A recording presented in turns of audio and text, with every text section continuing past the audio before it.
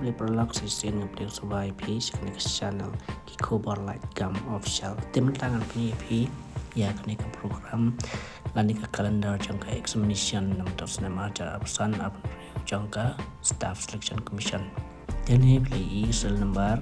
ke kertas jangka exam kertayar lani ke page yang tak ketarik jangka advertisement ke closing date buat ketarik lani benai jangki exam prolog berlangsung semua menilai ke exam staff selection namun tak post pada relation Snem mungkin sebab baik kena ke video balano kin apply ke advertisement lano kin closing namun tak apply batkan tarik lano benai ayu bakin pelong ya ke exam sebab baik ada buku